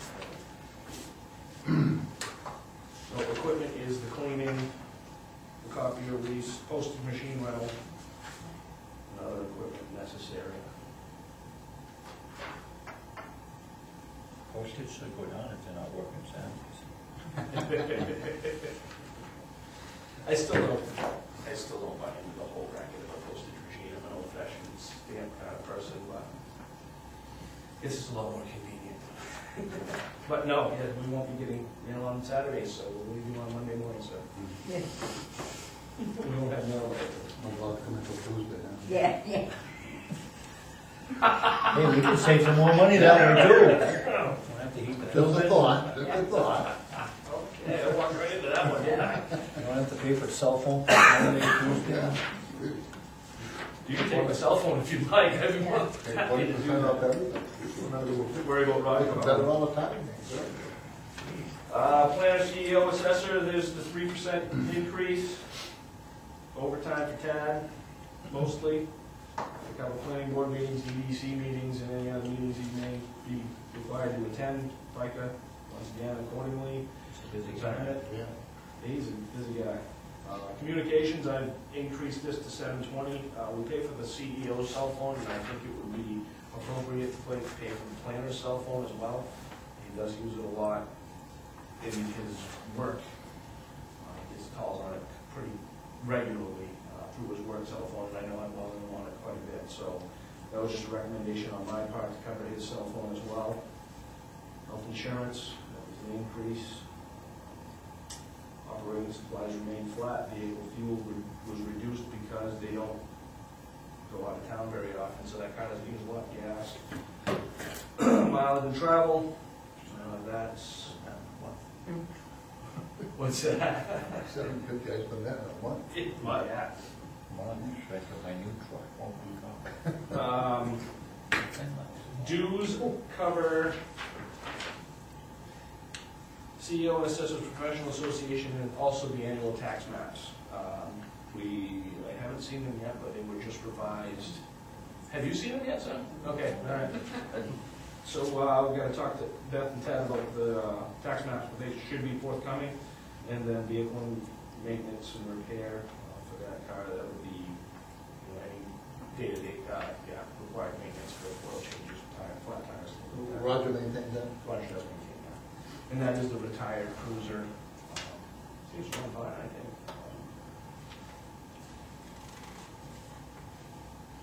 Questions or concerns on the planner, CEO, and assessor? So it looks looks like it's up, what, 75, 66? Yes, ma'am.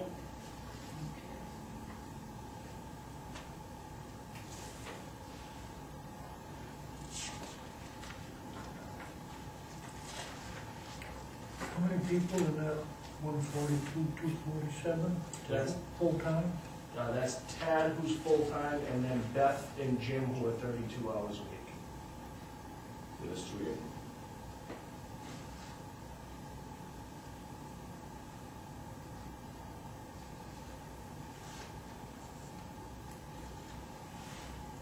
How many, do you have an idea how many building permits were issued this year?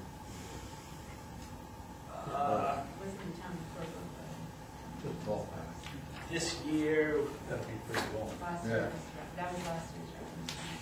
I We can't have be a much better. spreadsheet that we. it's actually picking up this year. Well, there's a couple on New Road. Yeah, there's a couple on New Road, there's a couple, well, there's 3 that, well, there'll be 3 newly built houses on the Limerick Road by the end of this year. Still on the River Road. Full on the River Road? Those 2 lots that the Oh, yeah. town Oh, yeah. sold on the River Road? Yeah. Oh, that's right, 2 houses there. Yeah. Hold on a second, I've got building permits, year to date, we're at 18,709. So we're on pace to beat last year if he keeps it up. I mean, A he's lot of it was fairly busy. Yeah, but a lot of the last year's wasn't new construction, Right. it was more like repairs or additions Yeah. and things like that. I think we're finally starting to see a few new houses. Yeah, it's encouraging, in my opinion, to see houses being built. Of course, Yeah. that's a losing proposition, whatever you go at it, but. Well, again, that's a good thing to remember, because usually it comes up at town meeting, why do we have a full-time planner when there's no, and it was, and code enforcement officer when there's no new construction going on. Yeah, but Yeah. CEO's only 30 hours a week, but yeah, 32 hours a week, but yes, he is picking up. I The mean, people are looking for 15 hours a week Yeah. because there's no Oh, yeah. construction. I mean, But he's also the code enforcement. And he does all. More than Oh, yeah, well, we know that, Yeah. not everybody understands. Sometimes it takes an explanation for that. So And yes, that's what they focus on. No new construction, why would you? exactly. No, it's picking up, and there's been a lot of renovations as well, so he's been pretty busy working with some specific issues here in town. You don't know how many new houses, you have any idea how, what's our limit, I think, is like 36. I know. No, but I think it's up. 32. Well, 30 now. It was, I thought we you were increased behind that. on that. We had to increase it And a there few were some years back, exemptions we built in, so it could go over that number Yeah. too. and we took away some loopholes. Yeah. There were some loopholes in And I there, looked at but that. the state forced us to And we increase it. haven't reached it, it's been several years since we've reached. Right. our, we didn't the last 2 years, I know we haven't. No, we were We haven't come close. well to it. below last year, yeah. Yeah, something in that neighborhood. I started thinking 35. Yeah, I was thinking 35. I know it was up in the 40s by the time you got And, done. yeah, and then we had some, low housing, I mean, low income housing was added in there, so that might have brought it up to like 40. With enhancements to the 2005 amendments, permits for new homes will now be issued on a monthly basis, with no more than 4 new homes per month, so 48 permits a year we can issue. We had well, I haven't been able to say it's been a while, but I think it's been a while since we hit that top end. It's good to know. Yeah, because those 2 new houses on the River Road, that should be coming in this year. When we sold those 2 lots, I can't remember, what did we get, like 18,000 or something out of those? That went into the town hall I fund? believe they've been 12,000 per lot, and after fees and it was right around there, yes. And the first house he built, I don't think the for sale sign was up more than 2 weeks when it was sold, and the second house is finished now with a for sale sign in front of it. Those are nice looking houses. They're on tiny lots, but they're nice looking houses. I was very surprised at how, I've known Ron for a long time. Yeah. It's been a while, I think, since he sold the house that quickly.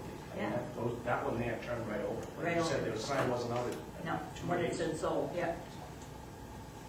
I don't have the exact figure for it. So we're gonna be collecting some nice, Yeah, 22,000, 2012, $22,000 was Yeah. collected on those 2 lots. plus what we're gonna get out of those in taxes. Yeah. Any more lots? Does the town have any more lots we'd like to sell? Not at the moment. Maybe in the near future. Right up around the transfer station, we better. Yeah, we've got a whole village I out don't think there. we'll get a whole lot of those. Yeah. Next page is town hall administration. What is it going to tonight? Miscellaneous and general, it's okay. That reflects a 3% increase, but it also reflects the fact that we've hired a new person, so that there was savings there. Health insurance was increased. Other than that, dues were increased because of the cost of, this one is for,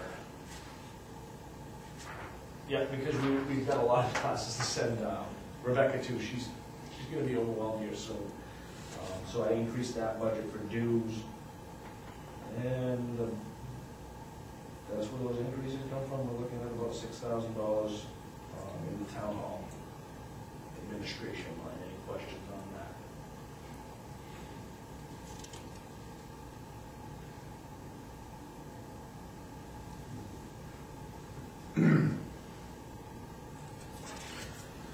No? All right. Miscellaneous services, which is tab 4. We went through this at the last meeting, but ambulance I increased, we're on pace to collect approximately $90,000, I believe, this year. And so that would be my goal for this coming fiscal year. 7% of what is actually collected is what they bill us, which would bring us to $6,300. Animal welfare is per capita. They charge us $1.33 per capita. And there's a recommendation that any that you have an additional set aside in the event of any cruelty or abandonment. It's the responsibility of the town to pay for those fees up front. Then they can be collected from the individual who commits the crime or abandons. So that would be $5,600. Civil emergency preparedness is Reynolds trainings for EMA director. He is our EMA director. I am somewhat certified, as is Velma, in the NIMS training.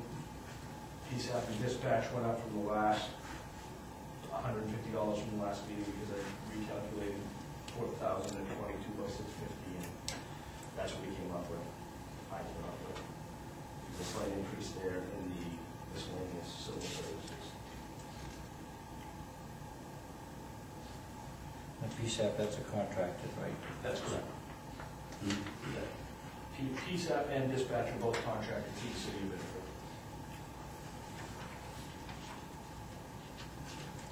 Questions or clarifications on civil services?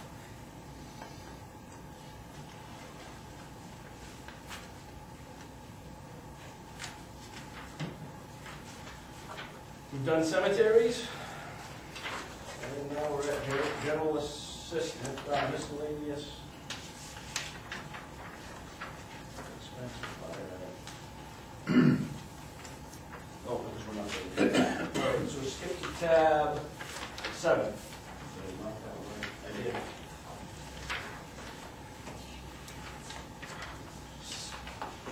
Proposed cost of living adjustment, overtime, FICA increases accordingly, retirement increases accordingly, health insurance. Wendy is one that takes the stipend in lieu of health insurance. That's why there's savings there on her health insurance. Operating supplies are minimal for Wendy. She okayed that. My recommendation this year for welfare, it's always kind of a touchy situation. I proposed $15,000 because of what we've seen over the past 2 years. But I'm more than welcome to listen to the selectmen as to whether or not they agree to that reduction. Currently, we receive 50% of what we spend back from the state. That is always in limbo, as is much of our state revenue. But this year, year to date, we're at $4,000 for general assistance. What did we do in 2012? We have that? 2012 general assistance, we spent $15,523. And 11?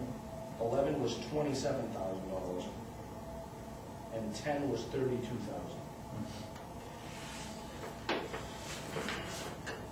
No, it wasn't going down. Yeah. Every time I get heat on these days, it's another several cents. And 15,000 sounds tight to me. Would you like, typically the conversation is 20 to 30. Yeah. Would you like to keep it at 30? That's completely up to the board at this point. I And just what went was off it the last 2 years? The last 2 years was $15,500 in 2012, Yeah.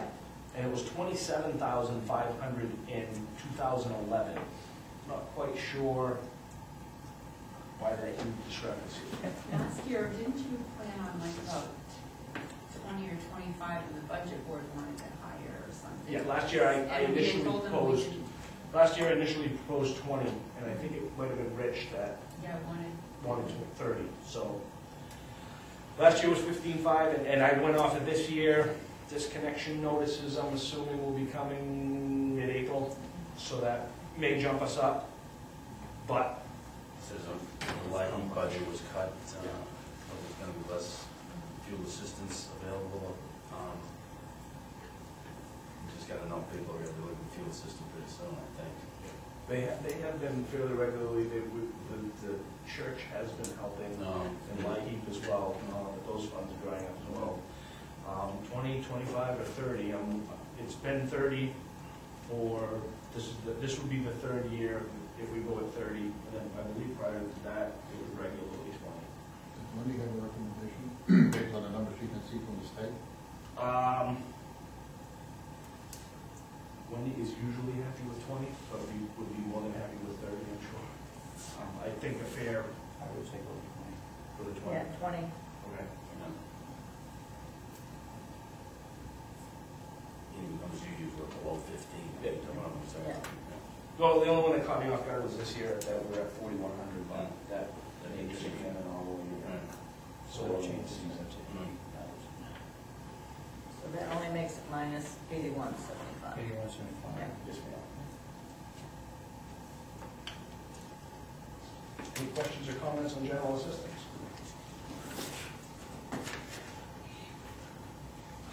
As I stated, this one's not going to change. This book, the hard copy of the book you have, I will do the updates in the Excel spreadsheet version, so it's easier to see what that final number is. Then I can come through when we have the final consensus and change the book, so you have the final copy. I just personally think it's easier for people to follow along having it in this format.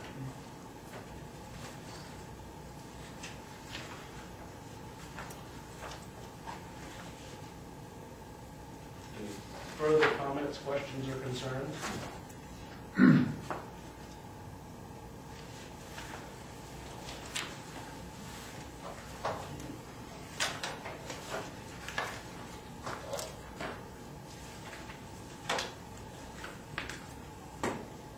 If you think of it, you know where I'm at? We just have public safety, basically, right? Public safety, yes, and fire department will be on February 13th. So that's the next meeting. Reminder that February 11th is the public hearing for the RSU. That's next Monday. Whoever's available, I'll be there. It's the RSU room A102 in Kennebunk Elementary School. Super conference room, No, the super conference room was the facilities meeting. This one is in the technical Super conference, that's supposed to be till Friday, isn't it? Friday at 7:30 a.m. I highly doubt Yeah, that. they're doing everything out there. And just to, we've had this conversation before. Typically what I do in a snow event like this is I follow suit with the state of Maine and York County in order to close town hall. I won't close it unless those two organizations are closed. Does the board of selectmen have any problems with that, the way that is followed? I'm not gonna call it for 3 inches of snow, but if we've got 3 or 4 inches by morning and it's supposed to snow heavy all day, typically I would close town hall, as I said, the state and the county closed because it makes it easier for PW. They don't have to keep up on town hall as well as the safety of the employees. Maybe a problem You would with just that. use your own judgment, It's your because call as far as I'm they concerned. might close, county might close, but I mean, county might not close, because, again, a lot of times, if the dividing line is the turnpike, you know, Alfred may only be getting, you know, a half of an inch an hour, where we might be getting 2 down here. I just want to make sure that the board doesn't have an issue with making that call, because Your call, we want our people to be, I mean, especially Rebecca lives in Sanford. You know, I mean, Simone can plow herself to work, but, yeah. and I posted on When was the RSU? Monday. The 11th? Yes, I posted on the website, and I contact all the television stations, so if you ever have a question as to whether or not we're open, just check on the web. I can't access my work email from home, so if I don't come in first thing in the morning like I did last time, then you won't get an email from me. I had to go back, but that was the RSU what? That is a Cost public hearing on the cost sharing. Yeah, agreement. okay. And that's the 11th at 7 p.m. Yeah. Okay, anything else? Keep an eye out A for little after 9 o'clock, transient meat salesman. okay? And Move adjourned. second? Second. Alrighty, all in favor? There we go.